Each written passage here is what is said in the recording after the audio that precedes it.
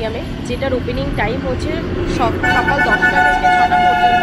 তো এখন বাজে 9:30, তো তার জন্য আধ ঘন্টা ওয়েট করতে হবে। আর এখানে বন্ধ থাকে টুয়েসডে, বাকি পুরো দিন খোলা থাকে। তো ভেতরে ঢুকবো 10টার সময়। এন্ট্রি ফিস কী রয়েছে এবং ভেতরে কী কী দেখার জিনিস আছে সমস্ত কিছুর জন্য কিন্তু ফুল ভিডিওটা রয়েছে।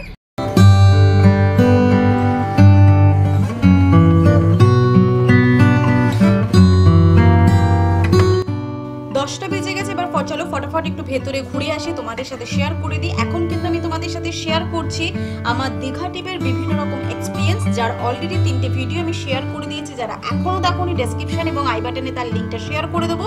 তোমাদের সকলের কাছে রিকোয়েস্ট হলো একবার গিয়ে দেখে নিই। তো তোমরা সামনে যেটা এখন দেখতে পাচ্ছ, এটা হচ্ছে 2012 সালের একটি পুরুষ ব্রাইডের তিমি, যেটির দৈর্ঘ্য ছিল মোটামুটি প্রায় 42 ফুট। এবং এই তিমিটি আমরা প্রত্যেকেই খবরের কাগজে দেখেছিলাম। 2012 সালের 14ই ডিসেম্বর এটিকে মোহনাতে সমাধিস্থ করা হয় এবং এটিকে পরবর্তীকালে মেরিনা অ্যাকোয়ারিয়াম এবং আঞ্চলিক কেন্দ্রকর্তা যে ভারপ্রাপ্ত কর্মকর্তা ছিলেন, তার গবেষণা দল কঙ্কালটিকে পুনরায় খনন করে বের করে আনে। এটার আরো অনেক হিস্ট্রি রয়েছে, সেটা অবশ্যই এখানে তৈরি তোমরা দেখতে পাবে। তো এখন চলো ফটাফট একটু ঘুরে দেখি। তো আজকের এই ছোট্ট ভিডিওটি তোমাদের কেমন লাগলো নিচে কমেন্ট সেকশনে কিন্তু কেউ জানাতে ভুলবে না।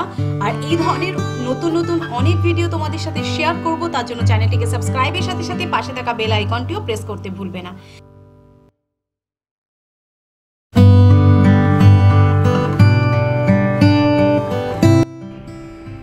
ভেতরটা ঘোরা হয়ে গেছে, ভেতরটাতে কিন্তু ক্যামেরার অ্যালাউড ছিল না, তো সেই কারণে পুরোটা ভিডিওটা দেখানো পসিবল হয়নি। বাট আমার যদি পার্সোনাল ওপিনিয়ন চাও তো এটা বলবো যে কেউ যদি দীঘা ঘুরতে আসো, তাহলে যদি এই মিউজিয়ামটাতে না আসো তাহলে অনেক কিছু কিন্তু মিস করবে। কারণ ভেতরে এমন এমন ফিশ রয়েছে, এমন এমন শার্ক রয়েছে, ক্র্যাব রয়েছে, যেগুলো আমরা এর আগে ডিসকভারিতে ছাড়া অন্য কোনো জায়গায় লাইভ তো দেখিনি। তো এটা কিন্তু মিস করবে না। আর এখানে এন্ট্রি ফ্রি রয়েছে।